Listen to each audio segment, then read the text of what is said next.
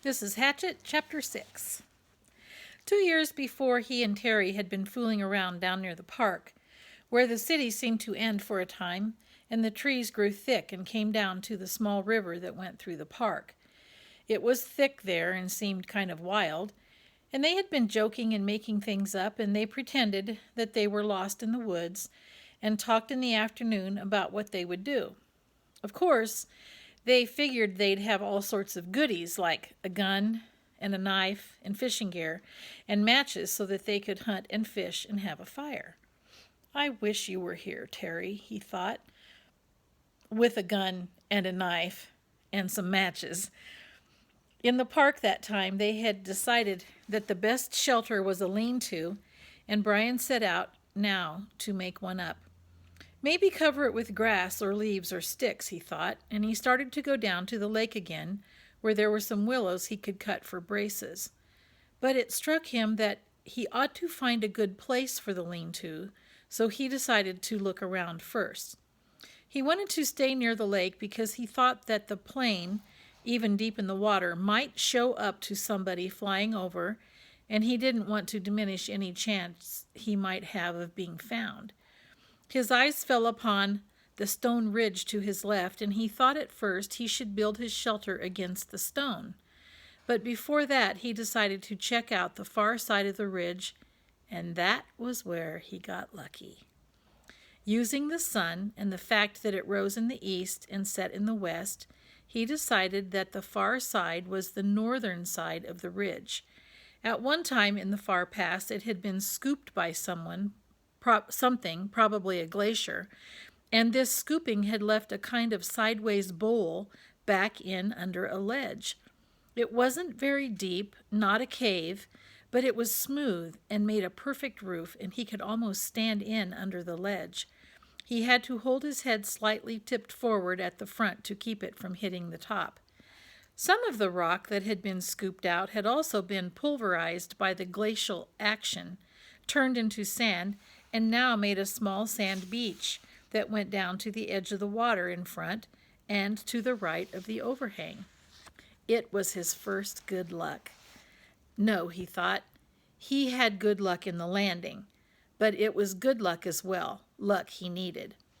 All he had to do was wall off part of the bowl and leave an opening as a doorway, and he would have a perfect shelter, much stronger than a lean-to, and dry because the overhang made a watertight roof. He crawled back in under a ledge and sat. The sand was cool here in the shade. The coolness felt wonderful to his face, which was already starting to blister and get especially painful on his forehead, with the blisters on top of the swelling. He was also still weak. Just the walk around the back of the ridge and the slight climb over the top had left his legs rubbery. It felt good to sit for a bit under the shade of the overhang in the cool sand. And now, he thought, if I just had something to eat. Anything. When he had rested a bit, he went back down to the lake and drank a couple of swallows of water.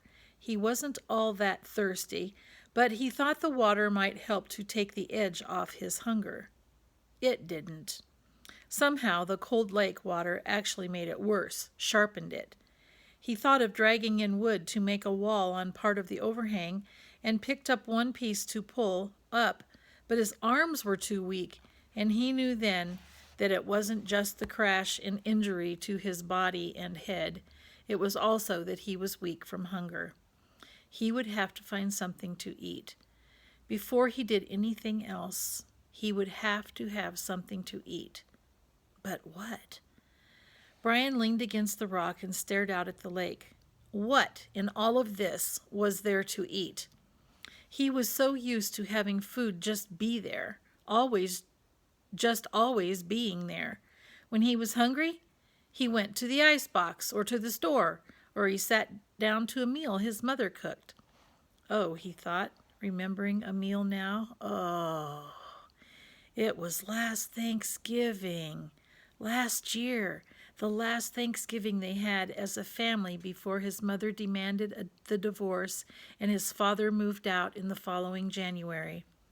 Brian already knew the secret but did not know it would cause them to break up and thought it might work out, the secret that his father still did not know, but that he would try to tell him when he saw him. The meal had been turkey, and they cooked it in the backyard in the barbecue over charcoal with the lid down tight. His father had put hickory chips on the charcoal, and the smell of the cooking turkey and the hickory smoke had filled the yard. When his father took the lid off, smiling, the smell that had come out was unbelievable. And when they sat to eat, the meat was wet with juice and rich and had the taste of smoke in it. He had to stop this. His mouth was full of saliva and his stomach was twisting and growling. What was there to eat? What had he read or seen that told him about food in the wilderness? Hadn't there been something? A show, yes, a show on television about Air Force pilots and some kind of course they took. A survival course. All right, he had the show coming into his thoughts now. The pilots had to live in the desert. They had put them in the desert town in Arizona or someplace, and they had to live for a week. They had to find food and water for a week. For water, they made a sheet of plastic into a dew-gathering device, and for food, they ate lizards. That was it. Of course, Brian had lots of water, and there weren't too many lizards in the Canadian woods. That he knew. One of the pilots had used a watch crystal as a magnifying glass to focus the sun and start a fire, so they didn't have to eat the lizards raw. But Brian had a digital watch without a crystal, broken at that, so the show didn't help him much. Wait, there was one thing. One of the pilots, a woman, had found some kind of beans on a bush, and she had used them with her lizard meat to make a little stew in a tin can she had found. Bean lizard stew. There weren't any beans here, but there must be berries. There had to be berry bushes around. Well, that's what everybody always said. Well, he'd actually never heard anybody say it, but he felt that it should be true. There must be berry bushes.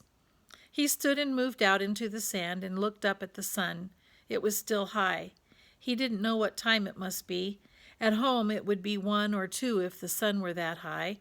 At home, at 1 or 2, his mother would be putting away the lunch dishes and getting ready for her exercise class. No, that would have been yesterday. Today she would be going to see him.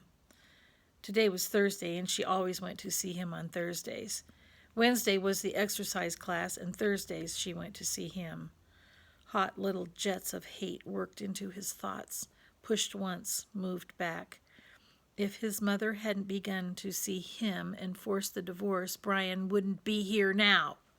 He shook his head. He had to stop thinking, that kind of thinking. The sun was still high, and that meant he had some time before darkness to find berries. He didn't want to be away from his, he almost thought of it as home, shelter, when it came to be dark. He didn't want to be anywhere in the woods when it came to be dark, and he didn't want to get lost, which was a real problem. All he knew in the world was the lake in front of him and the hill at his back and the ridge. If he lost sight of them, there was a really good chance that he would get turned around and not find his way back. So he had to look for berry bushes, but keep the lake or the rock ridge in sight at all times. He looked up at the lake shore to the north. For a good distance, perhaps 200 yards, it was fairly clear. There were tall pines, the kind with no limbs until very close to the top, with a gentle breeze sighing in them, but not too much low brush. 200 yards up, there seemed to be a belt of thick lower brush starting, about 10 or 12 feet high, and that formed a wall he could not see through. It seemed to go on around the lake, thick and lushly green, but he could not be sure. If there were berries, they would be in that brush, he felt, and as long as he stayed close to the lake so he could keep the water on his right and know where it was there, he wouldn't get lost. When he was done or found berries, he thought, he would just turn around so the water was on his left and walk back until he came to the ridge in his shelter. Simple. Keep it simple. I am Brian Robeson.